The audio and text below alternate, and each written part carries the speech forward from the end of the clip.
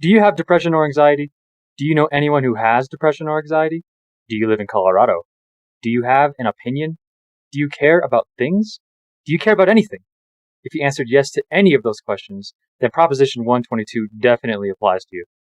This ballot measure seeks to decriminalize the medical use and personal possession of 5 natural psychedelic substances, all by the individuals aged 21 and over: psilocybin, psilocin, dimethyltryptamine, ibogaine, and mescaline are the substances. You can grow them and share them, but you cannot make any money selling them. So, let's start by learning what exactly these drugs are. First things first, all these drugs are psychedelic drugs, which means that they can affect all the senses, altering a person's thinking, their sense of time, and their emotions. Psychedelics can cause a person to hallucinate, see or hear things that do not exist, or hear things distorted. So, you can consume these drugs in a numerous manner of ways, such as smoking, brewing them into tea, or even consuming them raw. Now that we know more about what these drugs do, let's talk about what this measure seeks to accomplish. This measure aims to allow and decriminalize the personal use and possession of 5 different psychedelic drugs. It would also create a natural medicine services program for the supervised administration of such substances, create a framework for regulating the growth, distribution, and sale of such substances to permitted entities, and it would also create the Natural Medicine Advisory Board to establish rules and implement the Regulated Access Program. If you vote yes for this particular ballot measure, you'll be voting in favor of the legalization of the plant and fungi-based drugs described. This means that the citizens of Colorado who would like to use these drugs for medical purposes will have access to them, and you can use them recreationally, but you have to be willing to grow them yourselves. The retailing of the drugs will still be outlawed, so if you are not willing to grow the plants and fungi yourself, I would hope that you have a friend who is willing to share them with you.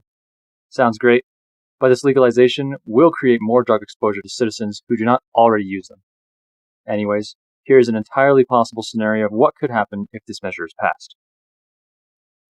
This is Paul. He is a military veteran with severe PTSD.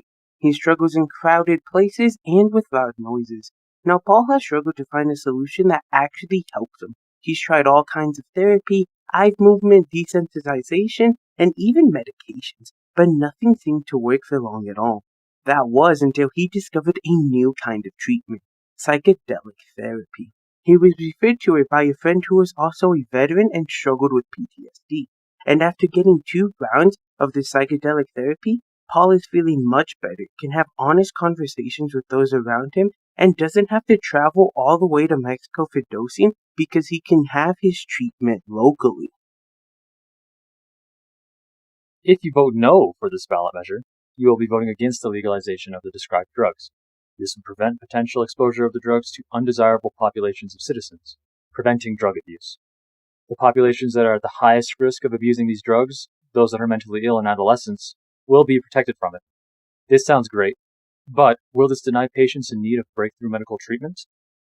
Anyways, again, here is an entirely possible scenario of what could happen if this measure is passed. This is little Timmy. Timmy has never been subjected to drugs in the past. However, things changed when Proposition 122 was passed. Now, little Timmy has an older brother who has just gotten into the business of growing his own psychedelic mushrooms. One day, when his older brother is out, Timmy discovers his brother's garden and sees these mushrooms. Timmy, being an adventurous kid, decides to just try one to see how it tastes. Little did he know that this would be a turning point in his life. Timmy starts to see all sorts of images and visions. After these visions pass, little Timmy decides that he wants to see these funny images again, so he goes and grabs more mushrooms, thus leaving little Timmy addicted to something that should never have been in his life in the first place. Now that we have covered both sides of the issues, it comes down to you to decide what you value and what you want your community to look like. However, this decision will be made for you if you don't vote yourself.